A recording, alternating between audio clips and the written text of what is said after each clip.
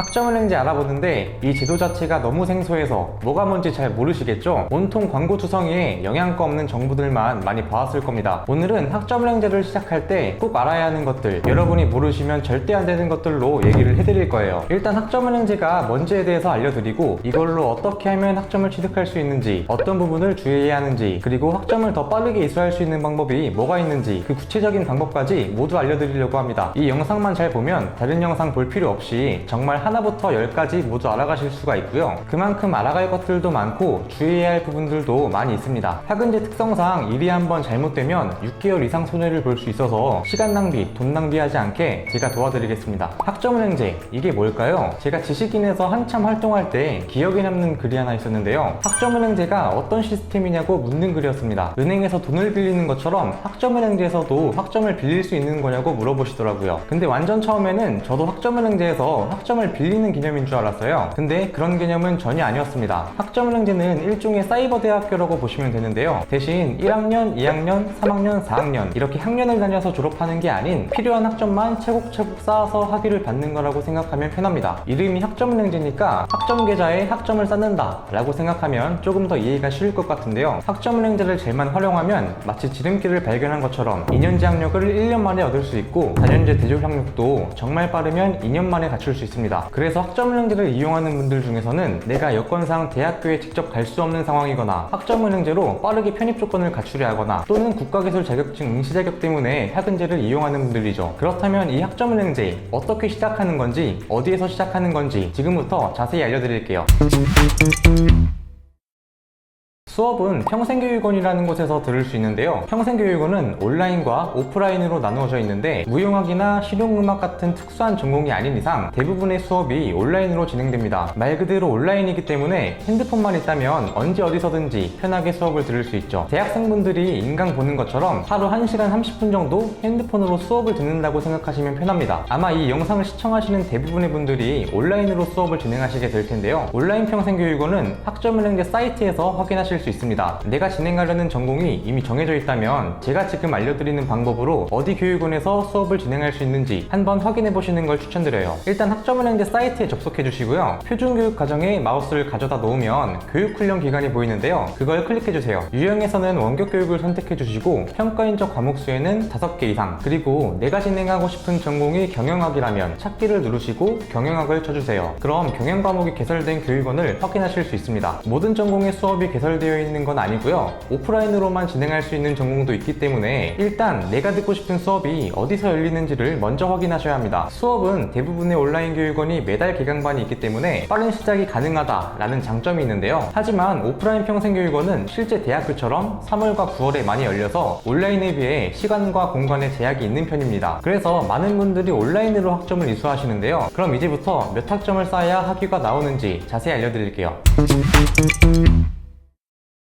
일단 고등학교 졸업자라면 나이 상관없이 누구나 학점은행제를 시작할 수 있습니다. 전문학사 과정부터 학사 과정까지 각각 이수해야 하는 학점을 알려드릴게요. 2년제 전문학사는 전공 45학점, 일반 20학점, 교양 15학점 이렇게 총 80학점이고 4년제 학사는 전공 60학점, 일반 50학점, 교양 30학점, 총 140학점 이 각각의 학점들을 이수 구분에 맞게 학점을 채워주셔야 합니다. 그런데 여기서 일반은 0학점이어도 돼요. 일반 학점은 선택학점이기 때문에 전공이나 교양 학점을 더 채워서 총학점만 맞춰 놓으셔도 됩니다. 대부분 이수 난이도가 더 쉬운 교양학점을 채워 넣죠. 교양은 크게 어려울 건 없는데 전공학점을 채우실 때 주의사항이 하나 있습니다. 생각보다 많은 분들이 이 부분을 놓쳐서 학위가 안 나오는 경우도 있으니까 잠깐 집중해주세요. 학점은행제 사이트에 들어가 보면 똑같은 전공의 이름이더라도 학사와 전문학사의 전공 필수 과목이 서로 다른 과목이라는 것을 확인할 수 있는데요. 이 전공 필수 과목이라는 건 수업으로만 학점을 채우려고 할 때는 무조건 들어주어야 하는 필수 과목이기 때문에 한 과목이라도 듣지 않는다면 학위가 나오지 않습니다. 예를 들면 경영 전문학사를 따려는 사람이 과목표를 잘 확인하지 못해서 경영학의 필수 과목을 듣는 케이스예요. 이 부분은 학점은행제 세부교육 과정표에서 확인하실 수 있는데요. 불필요한 과목을 듣지 않게 내가 들어야 하는 과목을 꼭 확인을 하셔서 수업 들으시길 바랍니다. 그런데 이미 대학교를 졸업한 상태에서 또 다른 학위를 취득하고 싶은 분들도 계실 텐데요. 이 경우에는 타전공이라는 과정으로 더 빠르게 학위를 취득할 수 있습니다. 80학점이나 모아야 하는 전문학사 과정과는 다르게 타전공 전문학사 전문학사는 36학점, 타전공 학사는 48학점만 이수하면 되죠. 2년제 졸업자는 타전공 전문학사만 진행 가능하고 4년제 졸업자는 타전공 전문학사, 타전공 학사 둘 다 진행할 수 있는데요. 수업으로만 진행했을 때 이 정도 기간이 걸립니다. 화면을 보시면 타전공 학사는 2에서 3학기가 걸린다고 되어 있어요. 왜 2학기면 2학기, 3학기면 3학기 이렇게 딱 정해져 있지 않을까요? 시작하는 학기가 1학기인지 2학기인지에 따라 달라집니다. 수업은 한 학기 최대 8과목, 1년 최대 14과목을 들을 수 있는데요. 48학점을 채우려면 16과목을 들어야 하기 때문에 2과목이 모자르게 됩니다. 근데 이 경우는 1학기 시작을 기준으로 했을 때의 얘기인데요. 만약 2학기 시작을 기준으로 한다면 2학기 8과목, 내년 1학기 8과목 이렇게 1년 안에 16과목을 듣는 것도 가능하기 때문에 2학기로 타전공 학사 과정을 끝내는 게 가능합니다. 근데 수업으로만 진행할 필요는 없고요. 타전공 과정도 자격증이나 독학사로 학점을 채우는 게 가능해요. 많은 분들이 경영 전공으로 타전공 전문학사를 진행하기 때문에 경영을 예시로 설명드려 볼게요. 내가 만약 매경이라는 자격증을 딴다면 한 학기만으로도 전문학사를 딸 수 있습니다. 매경은 매일경제신문에서 주관하는 경제경영이해력 시험인데요. 많은 분들이 학점 취득용으로 따는 자격증이에요. 18학점이나 인정받을 수 있어서 무려 6과목의 수업을 줄일 수 있습니다. 이런 식으로 진행을 하면 수업 6개 18학점, 매경 자격증 18학점, 한 학기만으로도 타전공 전문학사 취득이 가능합니다. 그런데 여기서도 두 가지 주의해야 할 점이 있어요. 첫 번째는 타전공 전문학사, 타전공 학사 이 두 가지의 과정 모두 전공 자격증 하나로만 인정 가능하다는 점이에요. 독학사도 자기 전공에 맞는 과목으로만 학점 인정이 가능합니다. 두 번째, 타전공 학사의 경우에 반드시 대학교 졸업 후에 취득한 자격증으로 학점 인정을 받으셔야 합니다. 대학교 재학 중에 취득한 자격증은 학점 인정을 받지 못해요. 그래서 졸업 후 바로 타전공 학사 과정 진행하시려는 분들은 미리 자격증 공부를 해놨다가 졸업을 한 뒤에 시험을 보고 취득하시곤 하죠. 타전공 전문학사는 대학교 재학 중에 취득한 자격증도 학점 인정을 받을 수 있습니다. 타전공 과정 진행하려는데 어떤 자격증을 따는 게 가장 효율적인지 모르겠는 분들은 고정 댓글에 있는 카톡 링크로 문의주세요. 난이도가 쉬우면서 높은 학점의 자격증 추천해드리겠습니다. 네, 지금까지 진행하려는 학위에 따라서 몇 학점을 이수해야 하는지 얘기를 드렸는데요. 그렇다면 어떻게 학점을 이수해야 하는지 알아야겠죠? 학점 취득 방법 4가지 이어서 설명하겠습니다.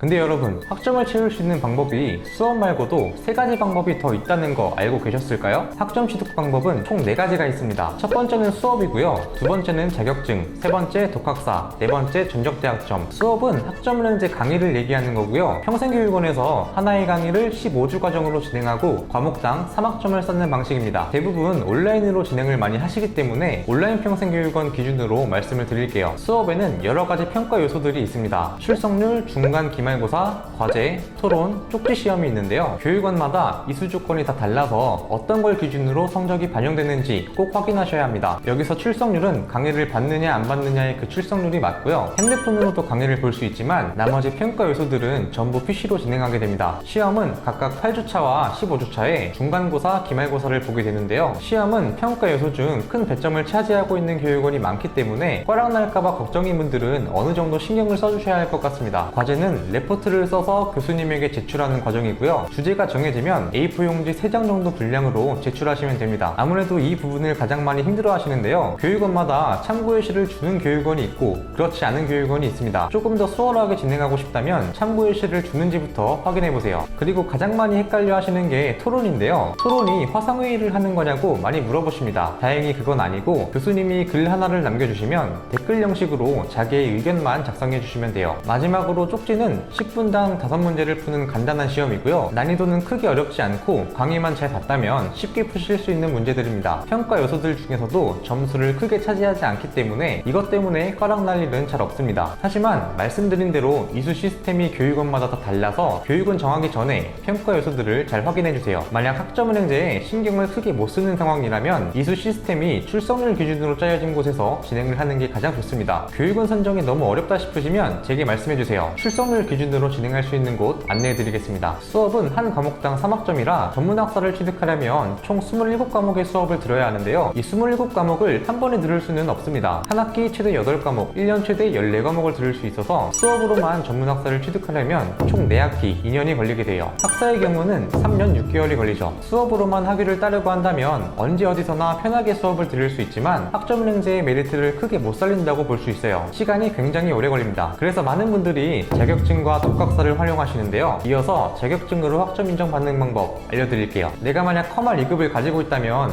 이 자격증으로도 학점 인정을 받을 수 있습니다. 커말 2급은 6학점을 인정받을 수 있어서 2과목의 수업을 줄일 수 있어요. 또 학점 취득용으로 매경이라는 자격증도 많이 따시는데요. 이 자격증은 18학점이나 인정받을 수 있어서 무려 6과목의 수업을 줄일 수 있습니다. 하지만 자격증으로 학점 인정을 받을 때 주의해야 할 점 3가지가 있어요. 첫 번째, 취득을 언제 했는지에 따라서 인정받을 수 있는 학점이 달라진다는 건데요. 만약 산업기사를 2009년 이전에 땄다면 24학점을 인정받아서 무려 8과목이나 수업을 줄일 수 있지만 2009년 이후에 땄다면 16학점을 인정받아 5과목의 수업을 줄일 수 있습니다. 이렇게 취득한 시기에 따라서 몇 학점을 인정받을 수 있는지 달라지게 되죠. 두 번째는 분류와 직무 번호가 같다면 하나의 자격증만 인정받을 수 있다는 점이에요. 내가 만약 커말 1급과 2급을 둘 다 가지고 있다면 분류와 직무 번호가 같기 때문에 학점이 더 높은 커말 1급만 인정 가능합니다. 세 번째는 학위별로 인정받을 수 있는 자격증 개수가 정해져 있다는 점이고요. 사실 이 부분이 가장 중요합니다. 학사는 총 3개까지 인정받을 수 있고 전문 학사는 2개까지만 가능합니다. 학사의 경우에는 전공 자격증 3개를 인정받거나 또는 전공 자격증 2개, 일반 자격증 1개로 인정 가능하고요. 전문 학사는 전공 자격증 2개를 인정받거나 또는 전공 자격증 1, 일반 자격증 1로 인정 가능합니다. 다음은 독학사입니다. 독학사란 쉽게 말해서 대학교의 검정고시 버전이라고 보면 되는데요. 1단계부터 4단계까지의 시험을 한 번에 합격하면 1년 만에 학사를 받을 수 있는 시험 제도예요. 되게 자잘한 학점을 받기 위해서 많이 진행을 합니다. 내가 만약 한 학기에 28학점을 채워야 전문 학사를 받을 수 있다면 수업으로는 한 학기 최대 24학점밖에 채우지 못하기 때문에 나머지 4학점은 다음 학기에 수업을 들어야 하잖아요. 이때 독학사를 많이 활용합니다. 독학사 1단계에서는 과목당 4학점, 5과목까지 인정 가능해서 최대 20학점을 인정받을 수 있습니다. 2단계부터 4단계까지는 과목당 5학점, 최대 30학점까지 인정 가능합니다. 3단계부터는 서술형 문제가 나와서 난이도가 급격하게 올라가는데요. 대부분 학점만 끌어올 목적으로 독학사를 활용하기 때문에 난이도가 쉬운 2단계까지만 진행을 합니다. 하지만 단계별로 시험을 볼 수 있는 시기가 달라서 일정 맞추기가 어려울 수 있어요. 1단계는 2월이나 3월, 나머지 2, 3, 4단계는 이 시기에 시험을 보게 됩니다. 독학사에서도 주의해야 할 부분이 있는데요. 독학사 시험 과목과 학점은행제 과목 이름이 겹치면 안 된다는 점입니다. 정말 놓치기 쉬운 부분 중 하나인데요. 예를 들어 내가 경영학을 진행하고 있는데 학점은행제로 경제학개론이라는 수업을 듣고 독학사 1단계에서도 경제학개론을 합격했다면 이 둘 중 1학점이 더 높은 독학사 경제학개론만 인정이 됩니다. 독학사를 계획하고 있었거나 제가 아까 말씀드린 예시처럼 한 학기로 끝내고 싶은 상황인데 되게 자잘하게 학점이 모자르다면 제게 말씀해주세요. 쉬운 독학사 과목 추천해드리고 플랜 점검도 같이 해드리겠습니다. 마지막으로 전적대학점 활용 방법입니다. 쉽게 말해 내가 졸업한 대학교의 학점을 그대로 학점은행제에 끌어오는 건데요. 중퇴자분들의 경우에도 학점을 끌어올 수 있습니다. 4년제 졸업자의 경우를 제외하고 2년제 졸업자는 최대 80학점, 3년제 졸업자는 최대 120학점을 끌어올 수 있습니다. 대학 중퇴자는 모든 학점을 끌어올 수 있어요. 학점을 끌어와서 학위를 취득할 거라면 이 2가지 부분을 주의하셔야 하는데요. 첫 번째는 학점은행제에 의무 18학점이 있다는 점입니다. 보유 학점이 아무리 많아도 의무 18학점을 수업으로 채우지 않는다면 학위가 나오지 않아요. 예를 들면 대학교에서 학점은행제로 80학점을 끌어왔다고 쳤을 때 이 보유 학점만으로는 학위를 딸 수 없다는 얘기입니다. 이 의무 18학점을 채울 때는 자격증이나 독학사가 아닌 수업으로 18학점을 채워야 해요. 두 번째, 대학교에서 들었던 전공 과목이 학점은행제에서는 전공 과목이 아닐 수 있다는 점입니다. 대학교 교육과정과 학점은행제 교육과정이 다르기 때문에 학점은행제로 학위 연계를 할 거라면 확실한 플랜 점검이 필요해요. 만약에 전공 과목으로 인정받을 줄 알았던 전공 3학점이 알고 보니 학점은행제에서는 일반 학점이었다면 시간적으로 크게 손해를 볼 수 있습니다. 이런 상황이 오면 4개월에 걸쳐서 수업을 다시 들어야 해요. 이걸 확인할 수 있는 방법이 개인이 알아보기에는 조금 번거롭기 때문에 내가 들었던 과목이 학점은행제에서도 전공 과목으로 인정되는지 모르겠다면 고정 댓글에 있는 카톡으로 문의 주세요. 확인 도와드리겠습니다.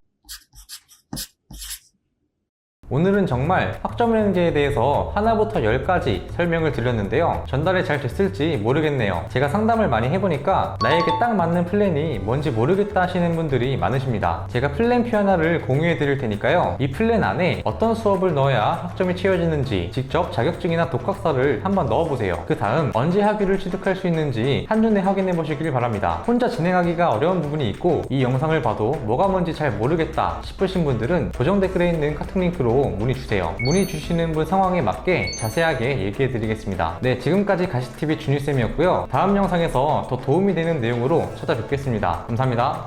더 궁금하신 점이 있거나 영상에 나온 선생님과 상담을 원하시면 PC는 제목 아래에 있는 더보기란을 클릭, 상단에 있는 상담 링크를 클릭하셔서 문의를 남겨주시면 됩니다. 모바일은 화면 아래에 있는 더보기란을 터치, 상담 링크를 확인해 보세요. 카카오톡 상담은 댓글에 있는 링크를 클릭하셔서 궁금하신 내용 남겨주시면 빠르게 답변 도와드리겠습니다.